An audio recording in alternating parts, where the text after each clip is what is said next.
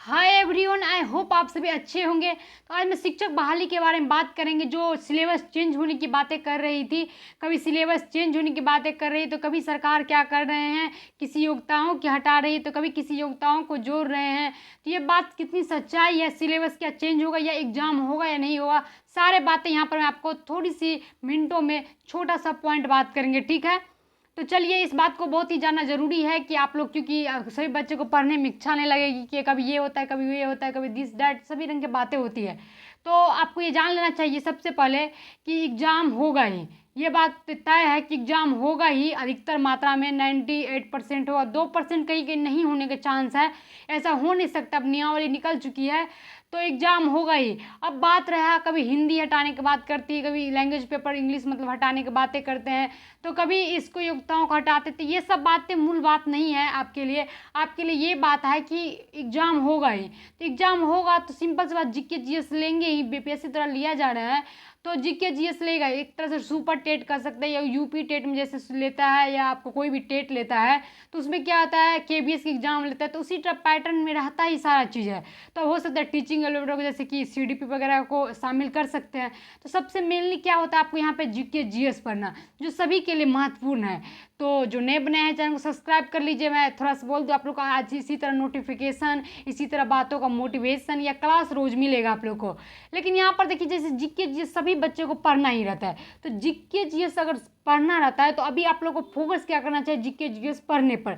चाहे बोलते हैं हाई कोर्ट केस चल गया है, ये केस हो गए, वो केस, मानते हैं हम थोड़ा सा लेट होगा। अभी सितंबर में एग्जाम नहीं होगा, अगस्त में एग्जाम नहीं होगा, हो सकता है दिसंबर में एग्जाम होगा। तो आपको क्या होगा, सिलेबस मेन क्या है, आपको जीके जीएस पढ़ना है तो उस चीज़ को आप पढ़िए। बहुत बड़ा है अपने आप में जीके जीएस, ठीक है ना, कि इस पर ध्यान दीजिए क्या हटा क्या नहीं हटा। तो जो सब्जेक्ट है उसको पकड़ के पढ़िए, थोड़ा थोड़ा पढ़िए, ये मेनली बातें होती। बाद बाकी क्या है, अगर सरकार को बहाली फंसाने का मन होगा तो देखिए ये किसी का हाथ में नहीं है। अगर उसे इच्छा करता है तो वो कर ही देते, चाहे बच्चे कितने भी रोड पे मार खाए चिल्लाए, उसको जो नियम लागू करना था वो कर ही देते हैं। तो यही बात आप लोगों के साथ मैं थोड़ा सा डिस्कशन करना चाहते थे कि आप लोग घबराएंगे नहीं, आप लोग पढ़ेंगे, जो है वही पढ़ेंगे। इसका मतलब ये नहीं कि मतलब जीके जीएस पढ़ेंगे, एनसीईआरटी बुक को ध्यान में रख के पढ़ेंगे, ना कि इस चीज़ में फंसे रहेंगे, कभी ये चेंज होता है कभी वो चेंज होता है। देखिए जब तक नियमावली नहीं निकल सकते इसका कोई क्लियर नहीं होगा। तो अब कभी कहते 1 हफ्ते के बाद होगा, कभी कहते 2 हफ्ते के बाद होगा। तो ये देखिए, ये कोई फिक्स नहीं है कि 1 सप्ताह बाद वो दे फिर कहेंगे कि 1 सप्ताह के बाद क्लियर होगा।